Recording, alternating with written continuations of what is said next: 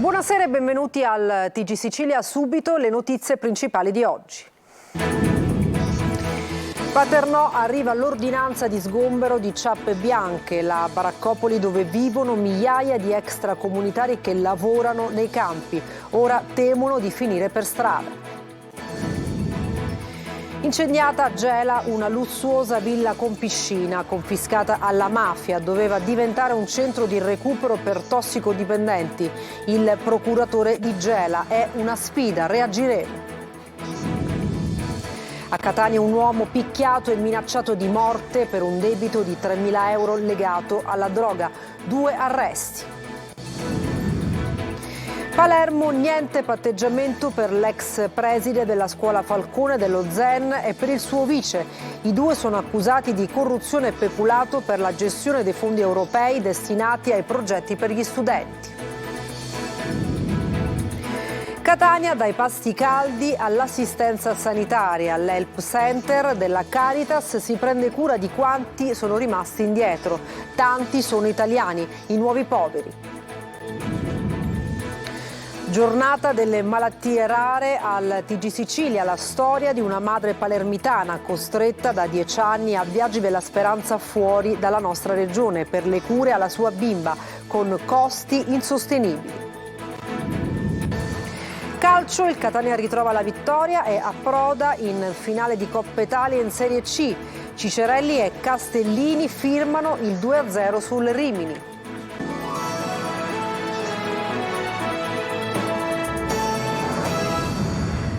Il sindaco di Paternò firma un'ordinanza per sgomberare la baraccopoli di Ciappe Bianche dove vivono centinaia di braccianti stranieri.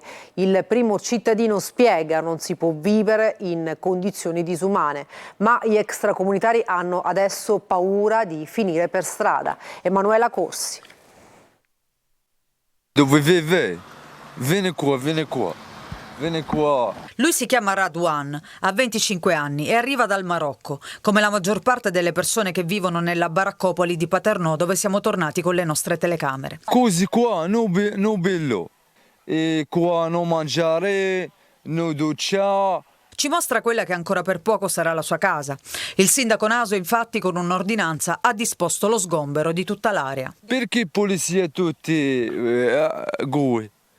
Io ragazzi qua, ragazzi dormire in strada, io dormire in strada, freddo. Il primo cittadino ci spiega i motivi dell'ordinanza: restituire dignità a chi vive in condizioni disumane e ripristinare la legalità. Questa è una storia che però va avanti da tanti anni. Come mai oggi questo sgombero? C'è uno stato di avanzamento di questa attività e non possiamo veramente stare con gli occhi chiusi di fronte a un problema che è un problema di tutti. Dove andranno a vivere? E naturalmente si devono regolarizzare e quindi sarà poi gli enti sovrastanti a trovargli l'alloggio. Devono vivere civilmente come deve vivere un essere umano. Al momento però sembra che manchi una soluzione alternativa e dopo lo sgombero c'è il rischio concreto che molti extracomunitari finiscano per strada. Intanto c'è chi fornisce pasti caldi, aiuti e da tempo segnala una situazione che va avanti ormai da anni. Sono rammaricato, che vi devo dire? Rammaricato perché forse bisognava parlarne prima. Alla periferia di Gela una villa con piscina confiscata alla mafia è stata data alle fiamme. Doveva diventare un centro di recupero per tossicodipendenti. Era stata la lussuosa residenza di un esponente della stidda gelese. Il servizio di GR Italia. Doveva accogliere a breve un centro di recupero per tossicodipendenti. L'associazione Casa Rosetta di Caltanissetta aveva presentato l'unica istanza al comune di Gela per l'assegnazione del bene confiscato alla mafia lo scorso 2010. Purtroppo però tutto è andato in fumo questa notte quando la villa sequestrata all'esponente della stidda gelese Salvatore Murana è andata distrutta dalle fiamme. L'incendio è divampato intorno alle 2:30 della notte. Diversi punti di innesco sui 3 piani della casa che praticamente risulta totalmente distrutta.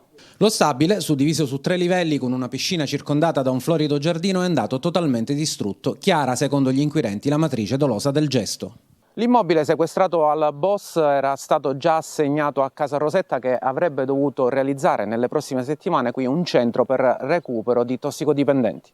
La villa era stata confiscata nel 2010 a Murana, accusato da 8 collaboratori di giustizia di riciclare i soldi della Stidda. Dopo il sequestro definitivo, l'uomo consegnò le chiavi dell'immobile all'ufficiale giudiziario e con i suoi familiari lo sgomberò, ma poi ci ripensò, tornando a occupare una porzione dello stabile. Lo scorso 28 settembre lo sgombero definitivo ad opera delle forze dell'ordine e l'avvio dell'iter per l'assegnazione. Oggi le fiamme hanno cancellato tutto. Questa notte è stato compiuto un gesto vile che va contro la legalità, contro lo Stato, e quindi dobbiamo sicuramente reagire con tutti gli strumenti che lo Stato ci dà per reagire proprio a questa gravissima azione, che è una sfida.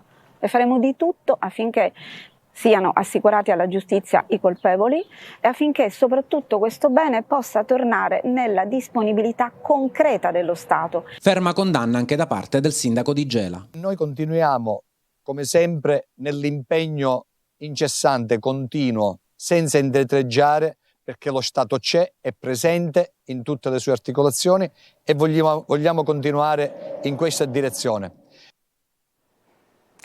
Picchiato e minacciato di morte a Catania per non aver pagato un debito di 3.000 euro accumulato per il traffico di droga.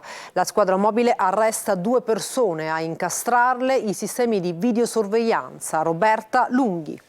Picchiato e minacciato di morte per un debito di 3.000 euro legato al mondo della droga. È accaduto il 28 gennaio a Catania, al villaggio Sant'Agata, e la vicenda è stata ricostruita dagli agenti della squadra mobile che hanno arrestato 2 uomini di 38 e 33 anni per tentata estorsione aggravata dall'avere commesso il fatto in più persone riunite all'interno di un'abitazione. È tarda notte quando la vittima rientra a casa scortato dai 2 che, secondo gli investigatori, hanno avvicinato l'uomo pretendendo il pagamento del debito, ma dopo il rifiuto sarebbe scattata l'aggressione. Prima avrebbero messo a soqquadro il suo appartamento e, non trovando denaro, avrebbero preso a pugni in faccia il debitore, trascinandolo a forza fuori dall'edificio e togliendogli il cellulare. Le investigazioni, scaturite da una segnalazione giunta al 112 intorno alle 3:30, si sono svolte grazie all'incrocio delle dichiarazioni di testimoni e della disamina delle riprese dei sistemi di sorveglianza. Respinta la richiesta di patteggiamento per Daniela Loverde, l'ex preside della scuola Falcone dello Zen, e per il suo vice Daniele Agosta, coinvolti nello scandalo sulla gestione dei fondi europei destinati ai progetti per gli studenti. C'è stato un errore nel calcolo della pena. Giusy Lazzara. Si apre un altro capitolo nella vicenda giudiziaria che coinvolge Daniela Loverde, l'ex preside della scuola Giovanni Falcone dello Zen di Palermo. Respinta la richiesta di patteggiamento per lei e del suo vice, Daniele Agosta, per lo scandalo sulla gestione dei fondi europei. C'è stato un errore nel calcolo della pena, fissata ad 1 anno e 10 mesi. Il giudice per l'udienza preliminare ha restituito gli atti al pubblico ministero. Ora toccherà alla difesa presentare una nuova istanza di patteggiamento. È stata accolta invece la richiesta di patteggiamento a 11 mesi di Alessandra Conigliaro, dipendente del negozio di elettronica che, in cambio di regali ai 2 dirigenti scolastici, avrebbe ottenuto in esclusiva e in assegnazione diretta le forniture dalla scuola. Loverde e Agosta si sarebbero anche appropriati del cibo destinato alla mensa degli alunni e a un progetto di inclusione. I carabinieri, che avevano piazzato microspie, hanno ripreso la dirigente mentre usciva con i sacchetti della spesa dalla scuola. Dal laboratorio di cucina al calcetto sono stati diversi progetti extrascolastici organizzati alla scuola Falcone. Solo sulla carta, però, le intercettazioni dei carabinieri svelarono che i fogli di presenza sarebbero stati falsificati. Siracusa, a bordo della Ocean Viking, la nave che soccorre i migranti, SOS Mediterranee. Noi salviamo vite, l'Europa cambi visione. Francesco Loi. La Ocean Viking è ferma nel porto grande di Siracusa, una nave della ONG SOS Mediterranee che per molti rappresenta la vita. Da qui ogni anno si salvano migliaia di persone. Quando i migranti vengono salvati salgono qui a bordo da questo accesso. Chi guida la nave deve fare molta attenzione. Spesso i migranti cadono in mare ed il rischio di travolgerli non è poco. Qui voi tracciate la rotta per soccorrere. Sì, questo è il sistema principale di plotting, praticamente per individuare dove siamo e l'area in cui andiamo a operare. Gioie e dolori. Chi opera a bordo vede sia la morte che la vita. Qui addirittura sono nati bambini. Soccorriamo bambini anche a volte piccolissimi. Il bambino più piccolo che abbiamo salvato l'inverno scorso aveva appena 17 giorni ed era in mare da 5 giorni. Ma il Mediterraneo resta un grande cimitero, 22.000 i morti dal 2014, 2.500 soltanto nell'anno appena trascorso. SOS Mediterranee non ci sta e lancia una petizione in vista delle europee. Chiediamo la sospensione di tutte quelle misure che ostacolano e criminalizzano il soccorso in mare, come il decreto Piantedosi. E intanto, dopo ben 7 anni, si è chiuso il processo contro 3 ONG, Jugendrettet, Medici Senza Frontiere e Save the Children. 21 gli imputati che erano stati accusati di avere rapporti con i trafficanti. Adesso però è arrivata la sentenza. Non è stato commesso nessun reato. Catania, dai pasti caldi all'assistenza sanitaria, all'help center della Caritas allarga gli orizzonti e si prende cura di quanti sono rimasti indietro. Sono tanti gli italiani e sono i nuovi poveri. Tonino De Mane è andato a visitare il nuovo ambulatorio. Vediamo. La ragazza somala frustata e picchiata a sangue sul barcone. L'anziano con la bronchite, extracomunitari medicati con profonde ferite da taglio, i nuovi poveri italiani che si affidano alla Caritas. L'ambulatorio dell'Help Center di Catania li accoglie tutti nei locali di Piazza della Repubblica a pochi passi dalla stazione ferroviaria. Medici ed operatori volontari si prendono cura di quanti bussano alla porta della Caritas trovando ospitalità, conforto ed assistenza sanitaria. Tra una visita e l'altra incontriamo Salvatore Maugeri, il medico confessore. Qualche mese fa, quando ci sono stati gli sbarchi qui a Catania, è venuta da noi una ragazza di 22 anni della Somalia e aveva la schiena tutta piena di ferite, ma veramente tremende. Io proprio ho pianto solo a vederla perché aveva avuto frustate nei balconi. Questa è una cosa tremenda. Quali sono le patologie più frequenti? Soprattutto qui le persone che dormono fuori, perché abbiamo anche un'unità di strada. Logicamente sono i problemi di polmoni, hanno bronchiti, soprattutto ferite. Maugeri lancia anche l'idea della rete del farmaco. Se avete farmaci che però siano di una certa buoni, li potete portare qui all'Help Center, alla stazione, li analizziamo, se vanno bene saranno poi messi in circuito per persone che ne hanno bisogno. Non solo un pasto caldo, ma anche assistenza medica per i nuovi poveri, italiani che sono rimasti indietro, chi per aver perso il lavoro, chi per essere rimasto senza reddito di cittadinanza. Ora più che mai la necessità di un'assistenza sanitaria, soprattutto per le famiglie che chiaramente si trovano ad avere delle difficoltà nel sostenere delle spese mediche, nell'avere dei farmaci, tanti fratelli e sorelle stranieri che vengono e non hanno magari la residenza o che magari in questo momento non hanno l'assistenza sanitaria per il disbrigo dei documenti. Questa opportunità nasce proprio per la possibilità di curare. L'ambulatorio è aperto mercoledì, giovedì e sabato dalle 9 alle 11.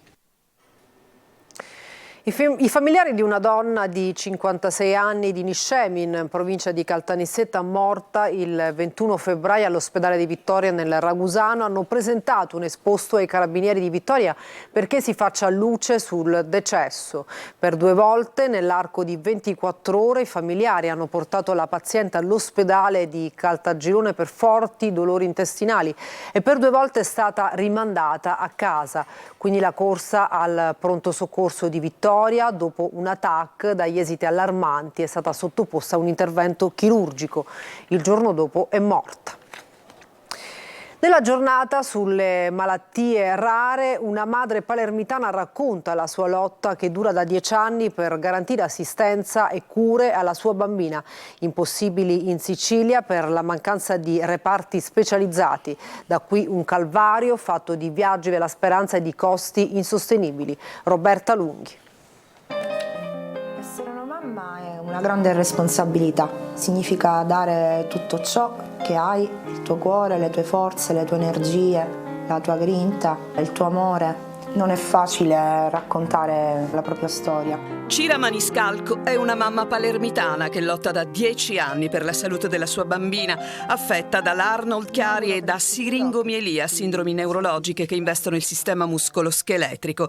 Sono 2 tra le 6-8.000 malattie rare, molto diverse tra loro, ma spesso con comuni problemi di ritardo nella diagnosi, mancanza di cura, carico assistenziale. Solo in Sicilia sono 22.000 i malati rari del sistema neurologico. Nella giornata mondiale sulle malattie rare, Cira ha deciso di raccontarsi anche con un docufilm scritto e diretto dalla giornalista palermitana Veronica Fimminino. In Una mamma, il dolore, la forza, ma anche la rabbia. Perché non possiamo accettare che i nostri figli non debbano avere il diritto alla salute e quindi la possibilità di poter avere delle cure adeguate. In Sicilia in questi anni è mancato il reparto di neurochirurgia pediatrica che serviva proprio a prendere in carico i nostri pazienti. Quindi da lì siamo stati costretti a rivolgerci in centri altamente specializzati fuori dalla nostra regione, dove ci sono stati appunto delle spese ingenti che hanno seriamente messo in difficoltà economica non soltanto me. Spese insostenibili per questa famiglia in 10 anni di viaggi della speranza a Firenze, mai alcun rimborso. E seppur vero che c'è un registro regionale dei malati rari nell'isola, ciò che poi conta è che questi abbiano il centro di riferimento sul territorio per le cure. Chiedo alle istituzioni che si possa creare questo reparto e nello stesso tempo creare un team multidisciplinare in grado di poter prendere in carico i pazienti dall'inizio fino alla fine del percorso diagnostico e terapeutico. Mi auguro soprattutto che anche le istituzioni possano riconoscere e comprendere quanto è difficile davvero vivere accanto a un paziente con malattie rare. Nella Valle dei Templi è stata inaugurata la ricostruzione di un telamone, ovvero uno dei giganti di quasi 8 metri di altezza che hanno sorretto il tempio e di cui finora giacciono le rovine. Davide Sarto. Dopo un letargo millenario, uno dei giganti telamoni è stato risollevato dal sonno a nuova vita ed è stato svelato nella città di Agrigento, capitale della cultura italiana 2025. Il telamone, per secoli a sostegno del maestoso tempio di Zeus Olimpio nella Valle dei Templi, risalente al V secolo a.C., è stato distaccato dall'imponente intelaiatura in acciaio corten, alta circa 12 metri. Il gigante tufaceo, lo stesso materiale delle colonne doriche dei templi greci, è alto più di 8 metri e non è una copia, ma è frutto di un vero e proprio mosaico, combinando blocchi originali e frammenti scoperti già nel 1920 e conservati nell'area del tempio dove giacciono le rovine. Presente allo svelamento anche il governo regionale. Quello di oggi è uno stimolo a fare sempre di più, ad essere consapevoli di essere tutori di un patrimonio unico al mondo, che non soltanto dobbiamo valorizzare ma far conoscere a tutti i turisti che possano venire a trovarci. L'Istituto Germanico oggi è un punto di partenza dove possiamo ammirare nella sua fierezza e nella sua essere verticale parte di quel telamone che costituiva uno degli elementi principali del Tempio di Zeus. Una musealizzazione temporanea, domani si può smontare tutto e rimontarlo dove si riterrà più opportuno. Il colosso è un colpo d'occhio ammirabile da più zone e angolature. La Valle dei Templi, patrimonio UNESCO, si arricchisce di un altro gioiello. Oggi è il 29 febbraio, una data che ritroveremo sul calendario solo tra 4 anni. Il proverbio popolare dice anno bisesto, anno funesto. E la gente replica, non è vero ma ci credo. Eva Spampinato. Anno bisesto? Anno funesto? No, per carità. Non lo sapevo. 29 febbraio arrivano gli antichi proverbi popolari a ricordare la particolarità di questo anno bisestile che la tradizione vuole marchiato da sciagure e cattiva sorte. La singolarità dell'anno di 366 giorni infatti ha contribuito nei secoli ad alimentare una serie di credenze e superstizioni che lo hanno trasformato in un anno presumibilmente sfortunato. Ma la fortuna e la sfortuna non esiste. Ma la vita è quella che è, ti accade tutto, a tutti accade tutto. Della serie non è vero ma ci credo, c'è chi comunque corre riparo. L'occhio di Allah per il malocchio. Fai qualcosa comunque per proteggerti da quest'anno bisestile? Sì, cerco di rispettare i miei buoni propositi che ho scritto il 31 dicembre passato. Occhio malocchio, prezzemolo finocchio. E come battizzo contro il malocchio. Lei ha mai avuto particolari sfortune negli anni bisestili? Che io mi ricordo, no. Eventi disastrosi come il terremoto di Messina o le stragi di Capaci e Via D'Amelio avvennero negli anni bisestili. Ai tempi del Savonarola si temevano carestie ed epidemie. E chissà che gli antichi non avessero ragione. Tipo 4 anni fa è scoppiato il Covid, però vabbè, non lo so se è correlato, non lo so. Intanto c'è chi questo anno bisesto lo sta vivendo davvero in modo funesto. I Ferragnez. Loro tanto in faccia hanno preso, hanno bisestire. Tanto vale ricorrere agli antichi rimedi. Corno di bue, latte scremeto, proteggi questa casa dall'innominato. Adesso una pausa, torniamo tra pochissimo, non mancate.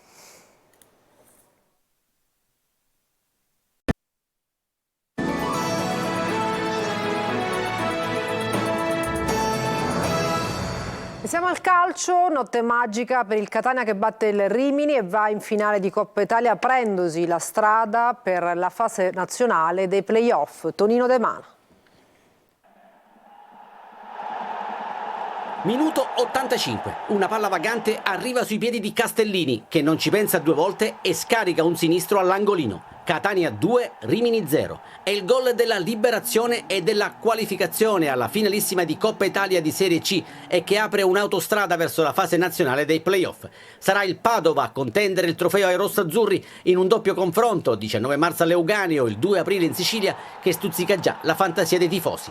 Il grande cuore rossazzurro batte forte in una serata che rende felici tutti, dalla squadra alla dirigenza, Pellegrini in testa, passando per i tifosi e per finire al cassiere del Massimino che si frega le mani con 19.842 spettatori paganti. E da solo vale il prezzo del biglietto il potente sinistro di Alessio Castellini, l'uomo della provvidenza che nel finale spezza l'equilibrio e fa pendere la bilancia dalla parte del Catania. Il suo gol fa esplodere lo stadio, una prodezza da vedere e rivedere, bella ed efficace, che spalanca le porte del paradiso. In una partita da dentro o fuori, ma con il sostegno della città, il Catania lotta, soffre e alla fine porta a casa la vittoria, ribaltando l'1-0 maturato in Romagna. Apre le danze al 17° Cicerelli che da posizione favorevole spedisce sotto la traversa dopo un'azione caparbia di Sturaro. È il gol che mette la doppia sfida sui binari della parità. Dopo il vantaggio, la squadra di Lucarelli si abbassa e concede il pallino del gioco agli ospiti. Albertoni se la cava 2 volte sulla mesta con il Catania che aspetta pazientemente ma che con carattere e generosità argina gli attacchi dei romagnoli per poi sfiorare il raddoppio con Teglio che si fa respingere la conclusione da Colombi. E mentre sul Massimino aleggiava lo spettro dei supplementari, ecco spuntare Castellini che con il suo sinistro ciclonico gonfia la rete e manda in estasi il popolo rossazzurro. Dovrei dedicarla a tante persone, la dedico comunque a tutta la squadra, allo staff, al mister, alla società che comunque stanno facendo tantissimo, ovviamente anche a tutti i tifosi che stasera sono venuti, perché credo che anche il loro supporto, soprattutto il loro supporto, ci ha dato una grande mano. E azzurro il cielo sopra Catania, pardon, rosso-azzurro. E per questa edizione ci fermiamo, grazie per averci seguito e buona serata.